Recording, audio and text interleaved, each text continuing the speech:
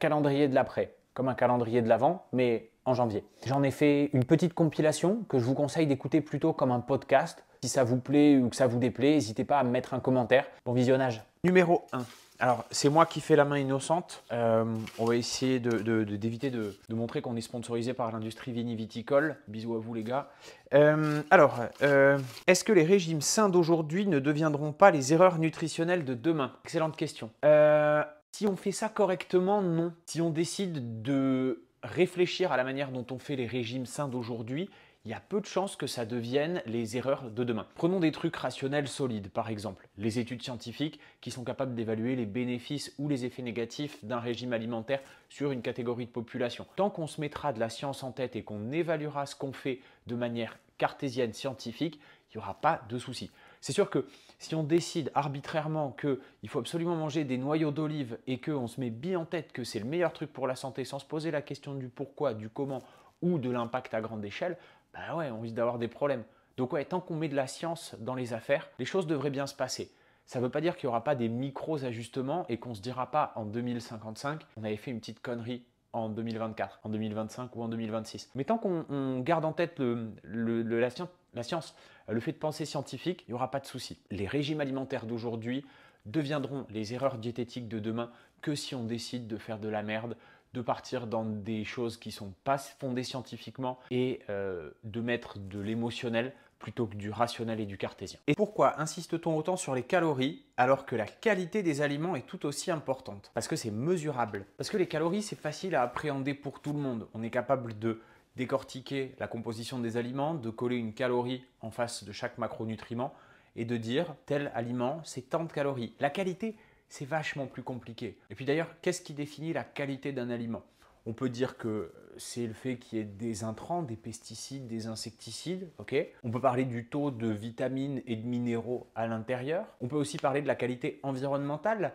Est-ce qu'il ne faut pas intégrer l'aliment dans un truc plus méta? Est-ce que, je sais pas moi, une pomme hyper bio et pleine de nutriments et bien foutue, mais qui vient d'Amérique du Sud et qui est venue en avion jusqu'en Europe et donc dont le transport a généré plein de particules, dont on sait qu'elles sont responsables de pollution environnementale qui est liée à des soucis de santé, notamment d'hyperactivité bronchique ou des cancers, qu'elle est quand même de la même qualité qu'une pomme qui aurait un petit peu moins de nutriments et qui serait un petit peu moins intéressante, mais qui aurait poussé juste à côté de chez l'acheteur. C'est super compliqué à évaluer la qualité globale d'un aliment. C'est pour ça qu'on se concentre sur les calories. Et en fait, il faut penser aux deux. Il faut penser aux calories, il faut penser aux macros, et puis il faut essayer au mieux, avec les moyens qu'on a, d'évaluer les qualités de ce qu'on mange. Parce que, mine de, c'est important également. La qualité nutritionnelle, les micronutriments, la qualité des pesticides, la qualité environnementale. Ça, c'est pas simple. Pourquoi est-il essentiel de fixer des objectifs précis et mesurables? Parce que sinon, on ne sait pas si on a réussi à les atteindre ou pas. Imaginez qu'on dit comme objectif en 2025, je veux faire plus de sport. Bah déjà, vous ne savez pas ce que vous avez fait en 2024. Et si vous ne mesurez pas, comment vous savez que vous avez fait plus en 2025? On change d'objectif. Vous dites en 2025, je veux manger assez de fruits et légumes. C'est quoi assez? Si vous n'avez pas un petit repère du genre 5 par jour ou 400 grammes par jour, bah c'est compliqué de dire j'ai réussi ou j'ai pas réussi. Et du coup, c'est compliqué de savoir si vous avez mis en place un système qui vous permet d'atteindre vos objectifs. Et du coup, vous ne savez pas si vous devez continuer comme vous faites ou si vous devez changer. Et si les objectifs, vous les avez bien designés parce qu'ils sont importants pour vous, bah alors c'est important pour vous de réussir à les atteindre. Donc de pouvoir le mesurer. C'est pour ça qu'il faut se fixer des objectifs mesurables. Et c'est pour ça que c'est important quand vous vous fixez des bonnes résolutions de prendre vraiment la mesure et le temps de qu'est-ce que c'est le résultat que j'attends. Le sport, bah, je sais pas, des quantités, des poids, des fréquences, des intensités, des événements. L'alimentation, des calories, des types d'aliments, un nombre de fois que vous vous autorisez à manger ultra transformé. Enfin, vraiment, n'hésitez pas à bien quantifier. Vous savez si vous avez réussi vos objectifs. Et puis, ça vous permet, le cas échéant, de le fêter, faire vos petites victoires, et ça, c'est cool. Ou alors, d'adapter votre comportement. Et si vous avez besoin d'adapter votre comportement trop souvent, peut-être que vous avez vu un objectif trop important, trop serré, trop strict, ou alors vous êtes gouré d'objectifs parce qu'en fait, c'est pas l'objectif qui vous convient à vous. Et là, il faut se remettre le cul sur une chaise et refaire un petit peu d'introspection. Pourquoi les produits ultra transformés continuent-ils de dominer alors qu'on connaît leurs effets délétères? Aujourd'hui, la réponse courte, c'est parce qu'on est une génération de feignants? La réponse un peu plus longue, c'est de dire les effets délétères des produits ultra transformés, on les connaît. C'est des problèmes de santé, cardiovasculaires, métaboliques et oncologiques sur le long terme. Et les bénéfices des produits ultra transformés, c'est un peu de confort sur le court terme.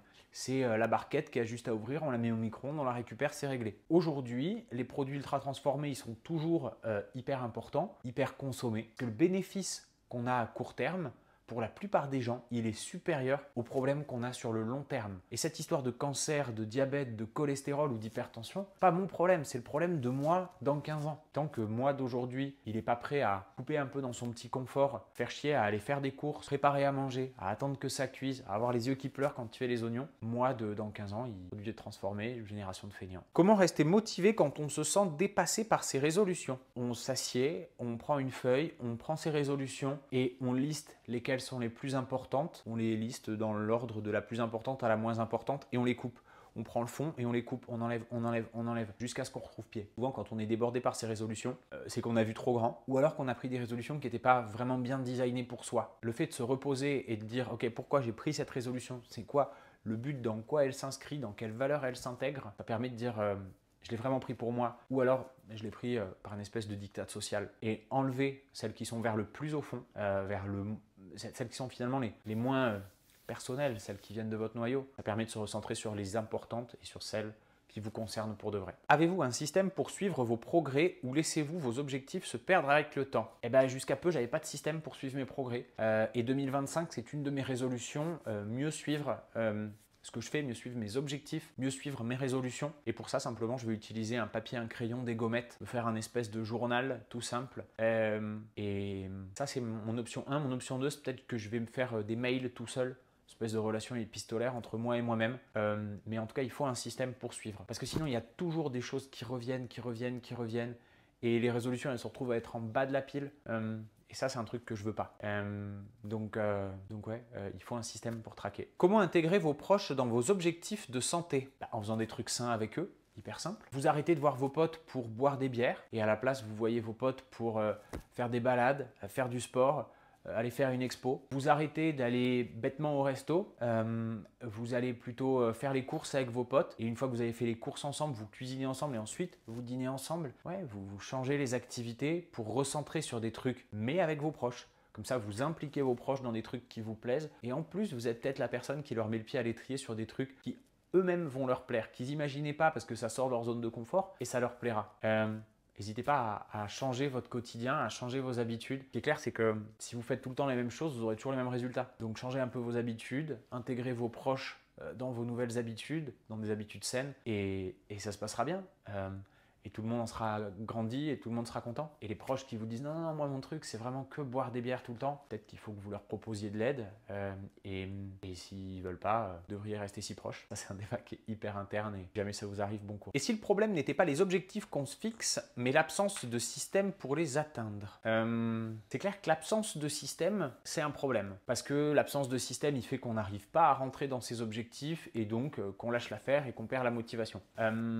Et comment on fait pour avoir un système? Il faut décortiquer ses objectifs en des choses qui sont spécifiques, mesurables, temporalisées. Il faut être capable de transformer chaque objectif en une espèce de feuille de route, de plan à suivre. Et comme ça, vous mettez le système qui va bien pour le mettre. Comme une recette où en fait, vous décortiquez le résultat de la recette en plein d'étapes et vous avez juste à suivre les étapes. Les étapes, c'est votre système. Mais ouais, le fait de ne pas avoir de système, c'est un problème. C'est un problème du coup qui vient du fait que vous n'avez pas bien designé vos objectifs, vous ne les avez pas spécifiés. Pourquoi prioriser la perte de poids en janvier plutôt que de se concentrer sur une vraie santé durable? On ne la priorise pas en janvier, on l'enclenche. C'est différent. Mais on pourrait l'enclencher en février, en mars, en mai ou en juin. C'est exactement la même chose. Juste, il y a une espèce de momentum général sur janvier où on dit c'est les bonnes résolutions, on y va. Ok, pourquoi pas. Mais évidemment, il ne faut pas que ce soit genre janvier, on fait tous les efforts et puis ensuite 11 mois de l'année, on est en roue libre. Pour deux raisons. La première, c'est que vous allez passer un très mauvais mois de janvier. Et la deuxième, c'est que tous les résultats que vous aurez pu avoir va y avoir un effet rebond incroyable et que vous allez avoir juste tout le bénéfice qui va être perdu rapidement. Non, ce qu'il faut, c'est utiliser janvier si c'est votre moment pour déclencher la perte de poids si c'est un de vos objectifs. Et puis ensuite, vous avez un petit rythme tranquille que vous définissez avec un nutritionniste, avec une diététicienne. On dit usuellement que 3-4 kilos par mois, c'est pas mal. Mais en vrai, c'est hyper dépendant de chacun. Et puis si vous remplacez des kilos de gras par des kilos de muscles, bah, c'est pas exactement la même soupe. Parce qu'en fait, moi sur la balance, si je pèse 80 kilos de muscles ou 80 kilos de gras, je vous assure, c'est pas la même satisfaction à l'intérieur. Et puis pour ma santé, c'est pas non plus le même bail.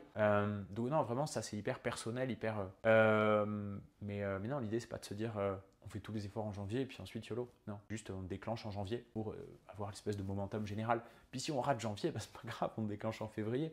Ou on déclenche le 17 mars, on déclenche le 22 avril. Et si la vraie question n'était pas combien de temps durent vos résolutions, mais pourquoi ces résolutions-là? À quoi penser de cette question? Ce qui est certain, c'est la durée des résolutions et la durée pendant laquelle vous les suivez, c'est intrinsèquement lié à comment est-ce que vous les avez choisies, et donc à pourquoi celle-là. Et je suis convaincu que si vous choisissez des résolutions qui sont imposées par un diktat social, bah, vous vous gourrez.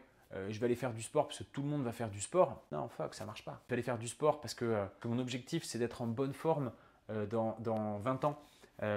Et que pour ça, j'ai besoin de trouver une activité physique qui me plaise. J'ai besoin cette année d'essayer plein de sports parce qu'en fait, j'ai toujours pas trouvé le sport qui me va bien. Ok. Donc mon objectif de cette année, ça devient essayer 12 sports, un par mois. Et je pense bien que sur ces 12 sports, je vais bien en trouver un qui va me plaire, que je vais continuer. Ouais, là c'est cool. Ouais, donc pourquoi et pas combien de temps? Enfin, les deux sont liés. Et si la vraie résolution, c'était de faire moins, mais mieux? Ben, faire moins, je sais pas, faire mieux, ouais, je sais pas. Je serais tenté de dire, on fait toujours mieux. La réalité, c'est que des fois, c'est bien ce qu'on fait. Pas toujours besoin de faire mieux tout le temps. Faire mieux sur le long terme, ouais. Faire mieux jour après jour, je sais pas. Moi, je vois plutôt le développement de la santé, le développement des bonnes habitudes, un petit peu comme une espèce de cours de bourse qui monte. C'est-à-dire, si vous focalisez trop, si vous zoomez trop, forcément, vous allez avoir l'impression qu'il y a des jours, c'est la merde, des semaines, c'est complètement catastrophique. Mais si vous dézoomez et que vous regardez à l'échelle d'une année, bah, les comportements ils font que aller dans le bon sens. Donc faire mieux dans ce sens-là, oui. Faire mieux sur le long terme, pas tous les jours se mettre la rate au courbouillon pour dire hier j'ai fait 100 pompes et ben aujourd'hui je dois en faire 101 et demain je dois en faire 102. Ça c'est pas sain. Et ensuite faire moins mais mieux. Faire moins, je sais pas ce que ça veut dire dans le domaine de la santé. Faire moins de sport mais mieux du sport, ça veut rien dire. Faire moins de sommeil mais mieux du sommeil. Si ça veut dire juste tu avais de l'apnée du sommeil. Tu dormais 12 heures par nuit, elles n'étaient pas réparatrices et tu te fais appareiller ou tu as fait ce qu'il fallait pour te traiter avec des exercices de rééducation et tu dors moins mais mieux, ça ok. Ouais non, en règle générale, faire moins mais mieux, pas sûr que ce soit hyper facile à appliquer dans le cadre des comportements de santé. Puis moins de maladies mais mieux des maladies, ça semble chelou aussi. J'attrape pas beaucoup de trucs, mais quand j'attrape des trucs, c'est hyper énervé.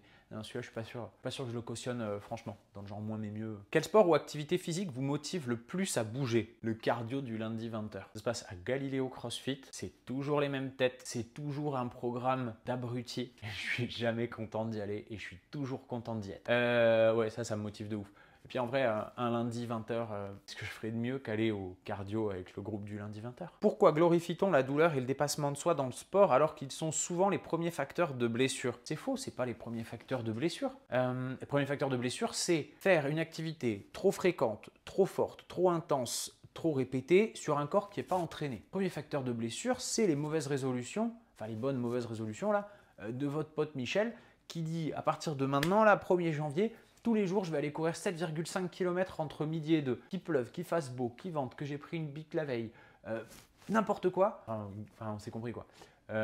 Et Michel, vous êtes sûr, on en connaît tous. Entre le 25 janvier et le 14 février, globalement, ils sont tous en périostite ou en aponévrosite. Ça, c'est un vrai problème. Après, le dépassement de soi et la douleur, ouais, forcément, on ne va pas les rechercher dès le début.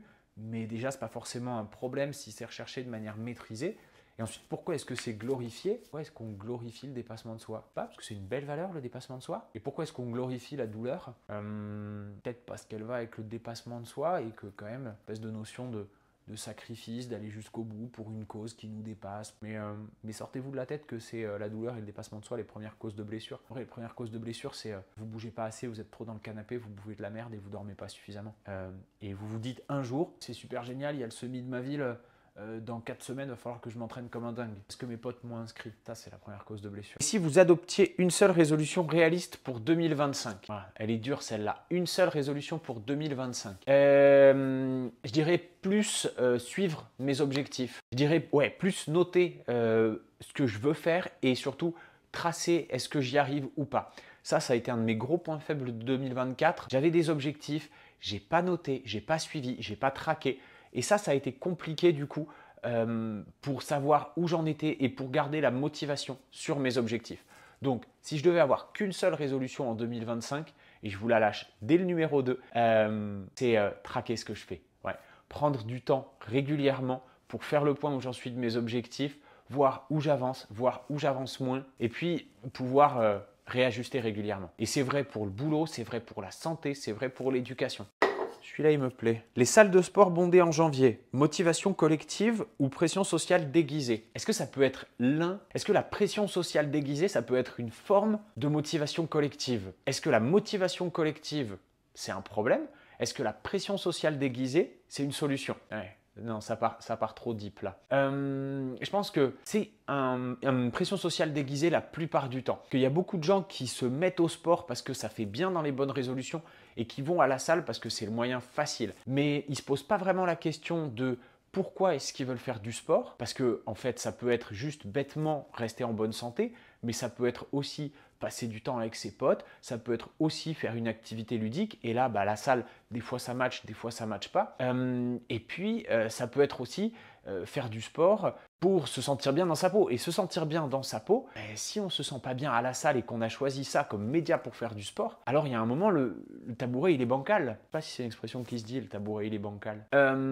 Donc, les salles bombées en janvier, la plupart du temps, pression collective. Par contre, faire du sport en janvier, très bonne idée. Tout le reste de l'année aussi. Il faut évidemment se poser la question, comment est-ce qu'on fait pour que la motivation sociale, pour que la pression sociale, elle devienne une motivation sociale? Et ça, je pense qu'il faut réfléchir plutôt à un niveau individuel dans sa petite société, dans son petit groupe de potes, pas la société en général, plus son microcosme à soi. Pourquoi la société valorise-t-elle la performance même dans le domaine de la santé? Excellente question. Je ne sais pas si la société, elle valorise la performance dans la santé, dans le sens où, pas une performance genre il faut toujours faire mieux, c'est plus une performance, il faut rentrer dans des objectifs. Et dans ce cas-là, ok, parce que les objectifs, ils sont fixés par les études scientifiques qui montrent que, par exemple, pour la tension artérielle, descendre en dessous de 130 de systolique, ça diminue le risque de maladie cardiovasculaire. Donc c'est un genre de performance, ok, mais plus dans le sens, c'est mesurable et on sait qu'on a des bénéfices au-dessus d'un certain seuil, en dessous d'un certain seuil. Je pense que c'est une performance qui est improprement appelée performance, plus des objectifs. Et on peut avoir des objectifs sans que ce soit un objectif de performance, juste être sous un seuil dans lequel on est protégé pour la tension, pour la consommation de sel, ou au-dessus duquel on est protégé pour l'activité physique, par exemple. Est-ce que c'est un problème, du coup, de toujours traquer les choses, de toujours les pister, les noter? Pas forcément. Une contrainte, ouais, mais un problème, non. Et puis une contrainte, être adulte, c'est choisir ses contraintes, choisir ses emmerdements. Donc, suivre sa tension pour voir ses performances de santé, c'est une contrainte. D'un autre côté, pas en tenir compte et s'exposer à un risque d'AVC, c'est une contrainte aussi. Après, être adulte, c'est choisir ses emmerdements. Je ne sais plus à combien de papiers j'en suis. Pourquoi évite-t-on de parler des liens entre alimentation, santé mentale et performance cognitive? Pas si on évite d'en parler.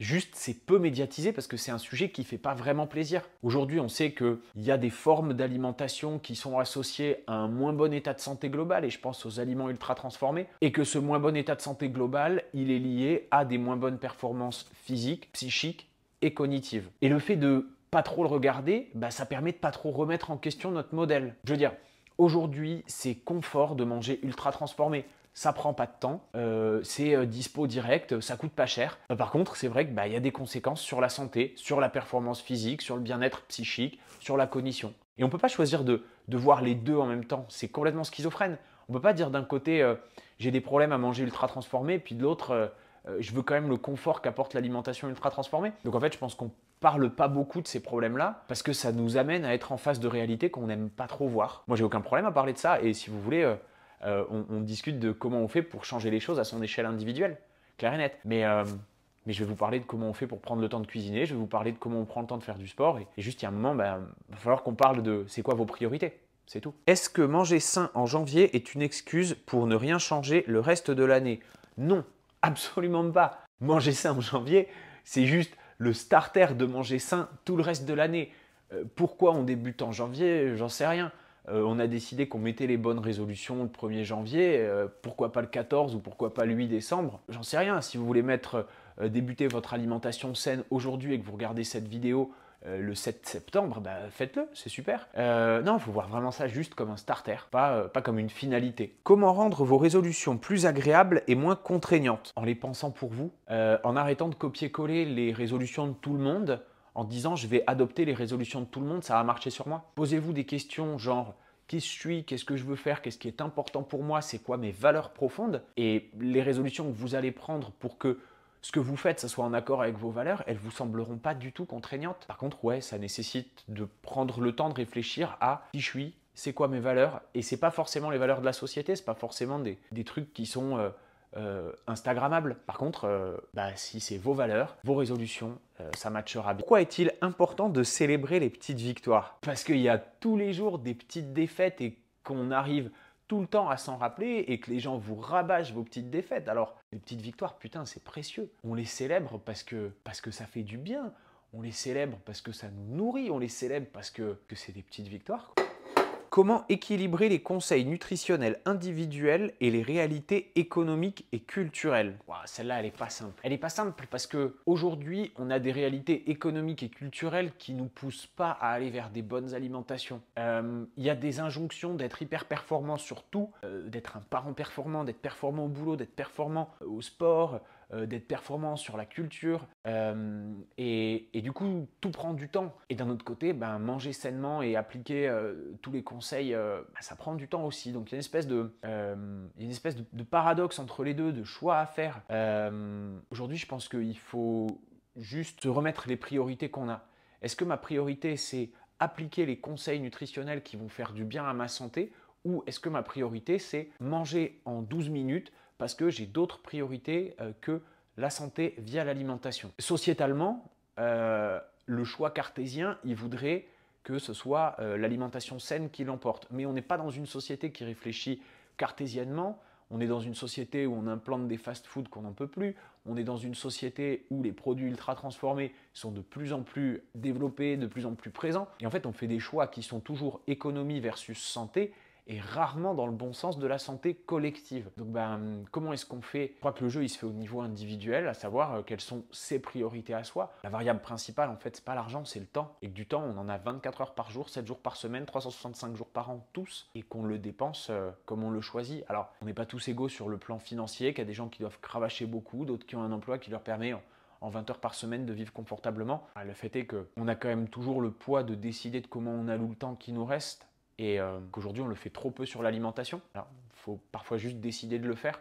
Et effectivement, ça prend du temps de loisir. Est-ce que fixer des résolutions, c'est avouer qu'on n'est pas satisfait de soi-même? Non, fixer des résolutions, ça peut être dire je veux être quelqu'un de différent, je veux être quelqu'un de plus en raccord avec mes valeurs. Ça peut être aussi dire je suis hyper satisfait de qui je suis maintenant. Par contre, j'ai conscience que je vais vieillir, que l'état que j'ai aujourd'hui, il est loin d'être stable. Et justement, parce que je suis satisfait de qui je suis, j'ai envie de l'entretenir. Et que j'ai fait pour être la personne que je suis à 35 ans, ça va nécessiter un entretien différent pour que je reste cette personne à 40, 45, 50, 55 ans. Donc en fait, ça peut être je suis pas satisfait, ça peut être aussi je suis satisfait de qui je suis et j'ai pleinement conscience que je vais vieillir, que le monde dans lequel je suis va évoluer et qu'il faut que je tienne des engagements envers moi-même, des objectifs, des résolutions pour rester satisfait de moi-même. Est-ce logique de tout changer en janvier quand on sait que les habitudes se construisent sur le long terme? C'est pas plus logique de tout changer en janvier que de tout changer en mars ou en mai. Ce qui est logique, c'est de trouver un moment pour démarrer ces bonnes habitudes. Pourquoi pas profiter de l'effet de groupe de janvier? Mais non, c'est pas plus logique que ça. En même temps, est-ce que c'est logique de commencer la semaine le lundi? Pourquoi pas le dimanche? Pourquoi pas comme certains le samedi? Que c'est logique qu'il y ait 12 mois dans une année, avec des mois qui font 31, des mois qui font 30, un mois qui fait 28 ou 29 selon les années. Alors qu'en fait, si on avait décidé de faire une année à 13 mois, ça tombait tout pile poil comme il fallait le nombre de jours. Non, il y a plein de trucs qui sont pas logiques. Donc c'est pas plus logique de commencer en janvier, commencer en décembre. Vous commencez quand vous êtes prêt et puis vous commencez, c'est tout. C'est ça qui est important, c'est de commencer à mettre en place ces bonnes résolutions, c'est de commencer à mettre en place ces bons comportements de santé, puis de les faire durer, c'est tout, c'est ça le plus important. Pourquoi mettons autant de temps à reconnaître que l'industrie alimentaire ne nous nourrit pas mais nous rend accros? Parce que ça serait remettre en cause le modèle global de société qu'on a choisi et qu'on n'est pas forcément prêt à le faire. De reconnaître qu'aujourd'hui, Il y a de plus en plus d'additifs dans la bouffe pour la rendre appétante, la rendre agréable sur l'instant, mais au prix d'effets néfastes sur la santé. Alors on parle par exemple du sel, qui est un super exhausteur de goût, mais qui est un putain d'hypertenseur. On peut parler aussi des nitrates ou des nitrites qui font que le jambon il a une jolie tête et qu'on peut en produire beaucoup et qu'il a un bon goût, mais qui expose au risque de cancer du côlon et du rectum. On peut parler à tous les exhausteurs de goût, on peut parler de tous les exhausteurs de texture, on peut parler de tout le sucre qu'on met dans l'alimentation, qui donne un vrai côté addictif, mais parce que la bouffe appétante, c'est une bouffe qui vend, et en fait, aujourd'hui, encore une fois, on est dans un modèle où on se pose pas trop la question économie versus santé, parce que en fait c'est l'économie qui prend le pas à chaque fois.